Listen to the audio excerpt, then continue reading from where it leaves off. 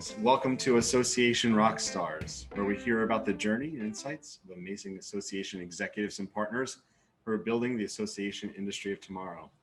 My name is Lowell Aplebaum. I'm your host, and I'm the CEO of Vista, Cova, where we partner with organizations on strategy, governance, and great facilitation. It's my absolute pleasure to have with me today, Geoffrey Brown, CAE. He is the Chief Executive Officer of the National Association of Personal Financial Advisors. He's also the past chair of Association Forum in Chicago. And at his work, he's responsible for implementing the association's strategic framework, leading external relations, ensuring its operational success. We are so happy to have you with us today, Geoff. Welcome. Welcome. Thanks for having me, Lowell. Really looking forward to it. Well, we like to start with a fun question, and I swear at some point we'll do customized costumes to go along with the answer. But we do believe that rock stars in their own right have acquired, grown, been born with innate skills that help them succeed. And we love to just start with an open question as you think about that skill set. What is one superpower that you have? What's one place that you really shine? You know, I'd love to say it was being able to function on minimal sleep, but I think that's just a habit of life. But I think for my superpower, it's really about having a positive attitude and an outlook on life. You know, I look back over the last 15 months and, you know, it's never been more important to be positive, keep your eye focused on what's coming ahead, and just be the cheerleader in chief. How, as you work with varied leaders or even your own staff, I imagine not everyone comes to the table positive. How do you find your own positivity is something that you're able to leverage to bring it out in others? You know, it really comes down to being able to model the way. You know, if people see that you're staying positive, even in the face of difficult circumstances or a lot of uncertainty, I find that it's kind of infectious. You know, if you're looking positive on things, then others are going to start to say, hey, maybe I'm not viewing this the right way. And it's never been more important than now to have that positive outlook on life and try to bring people along with you. Coming out of the past 15 months, whether you look at leadership or look at our associations in general, what's the positive outlook that you're bringing? What are you seeing that makes you hopeful for the future of our field? You know, I mean, just thinking about our own communities, just the genuine desire that people have to want to get back in person with one another. You know, at its core, associations are about bringing people together. And that's probably the most positive thing that's on the horizon for me. You know, we've had a difficult couple of years. But we're looking on the horizon, and things are very, very promising for us. Yeah, maybe actually get to do one of these in person someday. It would be so much fun. Well, that was honestly the hardest part of the last 15 months. You know, for me, the in-person aspect was one of the highlights of my job, and it got a little less fun because we couldn't do that. You know, virtual was a nice replacement for a short period of time. But I'm really looking forward to seeing our members. I'm looking forward to seeing my peers, people like you at ASAE events, forum events, because that's really where I get my creative professional juices is from, you know, riding off everybody else's coattails and figuring out what they're doing and how we can emulate it. Well, I'm interested. I mean, I know that you're past chair of forum. I think you said your chairmanship just ended earlier this year. And so we've said many times, and I get the question to ask one, clearly when you raised your hand and were selected to be chair, this wasn't the year of chairmanship that I'm sure that you were picturing you were going to have. And so any life lessons or reflections on, you know, this is the year of leadership that forum needed and how you tackled it? Yeah, you know, it was really about going with the punches. I don't think anybody would have imagined that we would have dealt with the things that we've dealt with over the last 15 months. But, you know, I'm a firm believer that it was an experience that was career making, career building, you know, personal development was a key component of it. And, you know, I really feel like we had the right people sitting around that table at the right time to do what we needed to do for forum. And so for me, it really was walking away from this experience and thinking about, you know, having the right team in place is really what's going to make any leader a success. Yeah. How did you approach being the chair at the time in terms of the organization's strategy and having to decide where to steady as she goes, where to pivot? Like, how did you approach in partnership, of course, with the CEO, how to make sure that you were headed in the right direction in a time of uncertainty? Yeah, I mean, it was always about, breaking things up into shorter duration chunks, looking for those areas of opportunity. Right at the outset, the first thing that we did was engage in some scenario planning, and that gave us the foresight to be able to chart out the course that we wanted to follow through the year. But then we also dove right in. We said to ourselves, let's not waste a good crisis. So we went all in on some significant strategy development, reinventing the business model of the organization, and just engaged a broader group of leadership, on the board, external to the board, to really have the dialogue that we needed to in order to make sure that Forum comes out of this a better organization than when we went in. And part of that was making sure that Michelle Mason and I had a solid partnership, but then also the other members of the executive committee. I spent a lot of time with Paul Pomerantz and Kim Mosley and Denise Froming, and Mitch Dvorak. It really was a team effort to make sure that we were doing the right thing for Forum as an organization, but then the right thing for Forum as a membership community. Do you find that the same approaches you took as chair as Forum, how did they either transfer over, or how are they learning lessons for the organization where you're CEO? Well, it was really interesting because it was like we were traveling in parallel paths. I would have one conversation with my volunteer hat on from a Forum perspective, and then, a week later, days later, I'm having the same conversation just in a different role professionally with the volunteer leadership of our organization. So it really was a great coincidence to be able to have those same experiences and then dovetail with one another in such a meaningful way. From the description you give of the partnerships you had there in the leadership, but you also talk about the broader connections that were needed. I'm wondering how you tackled communication during this time. I mean, clearly things were shifting. You were building scenarios, which means you were experimenting as a leadership. As we are emerging from this time of pandemic, is there anything in bringing your positivity that you see in the communication approaches that you have found to be the most effective in terms of connecting with fellow leaders or with membership? I think this was one of those situations where it was good to over communicate. It took us away from some of that, let's be disciplined about the message. We knew what we wanted to say, we knew how we were going to say it, but we had to play a little fast and loose sometimes. It meant doing a lot more video. It meant doing, member town halls. It meant, taking advantage of the opportunities that we have where people weren't commuting, where they may have had an extra hour in their day, and just giving them an opportunity to connect with each other, to connect with leadership. Pandemic aside, there were some very significant events that happened over the last year, and we wanted to have thoughtful conversations around the social issues that happened last year, but we didn't want them to be one-offs. We wanted to make sure that we were programming in a very meaningful way, and that it was taking a long-term arc, and that it was connected to what we wanted to do from a community standpoint. Forum was built upon this idea of creating a welcoming environment, and so that just gave us an opportunity to really bring that to life. The same thing happened within NAPFA. We started convening regular conversation circles with our members. They were sometimes about, issues related to what was happening in the world. There were sometimes they were about issues related to the profession of financial planning, but it was just an opportunity for us to create spaces and opportunities and experiences for us to connect with members, one-on-one, with groups, with each other. And it was just a really great time for us. You are clearly fluent in both the work of volunteerism and the work of your organization. And so this beautiful blend of leadership.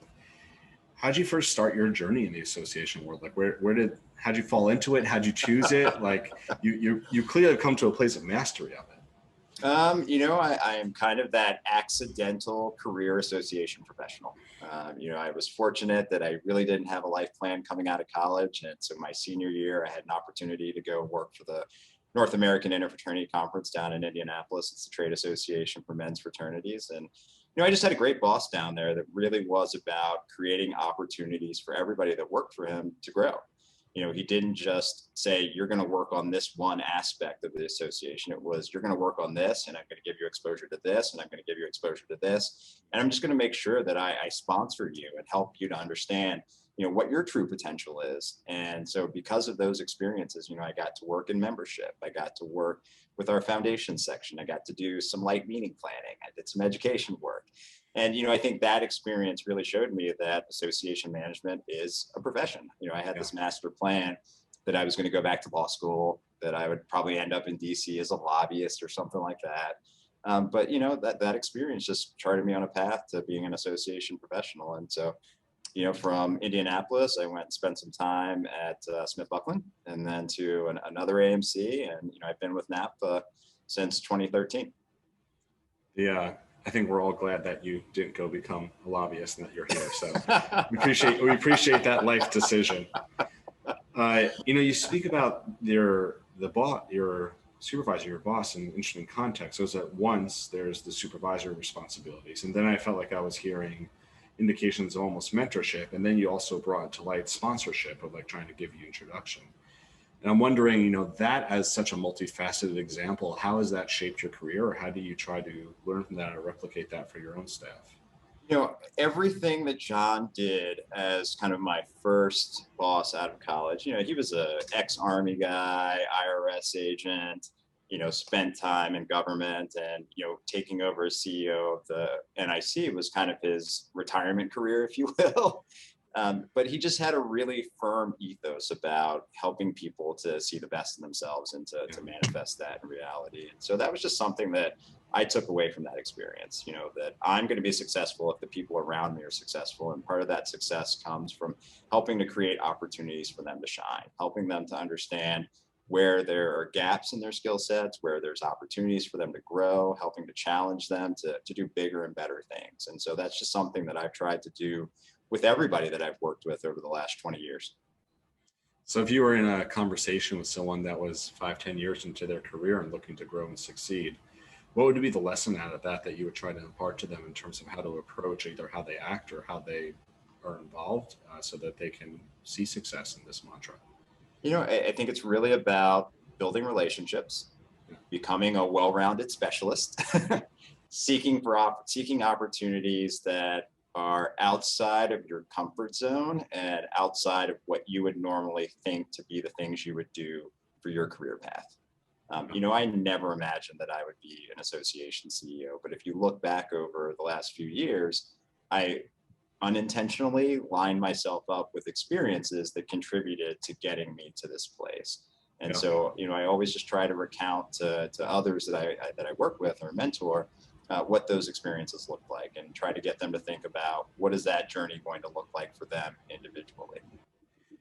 How would you, I mean, since you're saying it, I'm interested, what are one or two of those key experiences that inadvertently lined you up to become a CEO? Wow. You know, I think you said it. I'm interested. You said you were going to ask questions. You know, I think it was really looking for, you know, some non-traditional educational experiences, trying to put myself into situations where there were people who didn't do the same things that I did, but did things that I wanted to learn more about. You know, I'm not a marketing professional, but I started hanging out with a lot of marketing people just to learn more about how they think, how they contribute to the success or failure of an enterprise. You know, I was really fortunate when I worked at Smith Buckland that I worked with technology user groups. And so we got a lot of exposure to some really large corporate entities, how their marketing and events and planning departments and strategy entities functioned. And so just really trying to absorb as much as you possibly can. You may not think that it has any application to the work that you're doing as an association professional, but it always does. You can always bring it back. And so I think it's trying to find those little nuggets, those little opportunities to learn. You know, if you're an association professional and you're going to a conference or an event and you have the time and the space, don't just hang out at the reg desk. Go to sit in a session, learn something new, really take in the information. Not only does it connect you to your members, but it'll ultimately contribute to your own career development and growth. Well, like the frame you use, I think everyone in our industry can relate to, that your title in no way describes the full scope of jobs as assigned or as needed. Has often a longer list sometimes than not. Yeah, when we're done today, I'm going to be the IT director. Well, we could have a separate conversation about that one. You know, I am curious because clearly you seek experience and knowledge from places of growth. And I imagine, you know, forum involvement and the in-person networking is one component of that. As you think about your growth from where you are today, is there anything that you read or listen to, like where are you looking to continue to seek and develop yourself? Like, are there any places that you're tuning into that you find interesting and helpful in your career growth? Yeah, you know, I'm a big consumer of, you know, the fast companies, the Inc. magazines, just trying to stay on top of what's, hot and happening when it comes to business trends, things of that nature. I usually look to podcasts to kind of distract me because that's where I find my think time, if you will. And so I listen to a lot of like food and business podcasts that just kind of aren't necessarily in the space that we're in, but it gives me time to think about, okay, I'm not really listening, but I'm listening and then thinking about how does that apply to NAPFA. And then it's just really around finding that group of individual association professionals, maybe some that aren't in the association space that you can have that connection with, and you all can go through your career and business journeys together. I think about my small group that we've been together probably about 2.5 years, kind of happened by accident, but we're all around the same age. We've all been in the field in our fields respectively, around 15, 20 years. We don't have any overlap, meaning there are no other association professionals in the group, which is great, because it means that I'm getting exposed to what's happening in other industries. And so that's really where I find a lot of my creative juices. I like that. I have a similar without group and then a within association industry group. The hard balance there is I always want to use my kitchen cabinet to go get a meal when you're like, no, I should be networking and meeting other people. The balance of those things, of course. I guess I'll ask this one more question, then we'll start to wrap up. Along the journey, along the way, is there anyone that stands out as an additional mentor or an example for you that, as you reflect on the career you have had and career you want to have, that comes to mind as a real standout shining light of someone to either learn from or emulate, that there's a story there? I mentioned John, who was my first boss, as a 22-year-old new professional. I couldn't have thought of a better example of this is who I should be as a grown-up association professional. But then, I've just been super fortunate, being a volunteer with Forum, being in and around this community, you never stop learning. And, this past year, just being around the Forum board of directors, the executive committee, Michelle, I was lucky. I had 13 mentors. They may not look at it that way. We probably didn't think about it that way, but just seeing how everybody is so thoughtful in their own individual journeys and the way that they manage and lead their organizations and conduct themselves, in public. There was just so many lessons to be learned from what those individuals are doing. And so I'm really, really thankful to have had those experiences because, at 21 years in the field, you probably start thinking to yourself, well, I've got it all figured out. Well, it was just a constant reminder that no, I don't have it all figured out, but I've got 13 examples standing around me of things that I can do differently, things I can do better that will ultimately help me as a professional, but then impact this community. Well, the moment that you have it all figured out sounds like when you start to get bored. So we have to keep it interesting and exciting. And we know where that leads. we do. Well, speaking of, the time always goes by quickly in these conversations, and so we'd like to wrap with this one. When we think years and years hence, at the time at which you choose to pursue something that is not within the association realm, from the contributions that you've made, from the energy you've put in, what is the legacy that you hope to leave behind? I really just hope that wherever I've worked, that people will say the organization is better because of Geoff's time there. Or wherever I was involved, people will say the organization was better off because of Geoff's time there. And that's a combination of leadership, stewardship, being a champion for others, and then just being a courageous agent for change. It would be easy for me to say, like, I want someone to talk about me the way that I talk about John Williamson. And I think that would be a fitting and sound legacy that I could be proud of at the end of my career. Well, certainly Rockstars is better for you having been on it. So thank you for coming on today, for sharing a little bit of your story and sharing your perspectives. It's been really wonderful. Well, thanks for having me. I appreciate it. And as always, thank you to Amy Hager for helping to make all the magic happen, and to everyone here who's tuning in.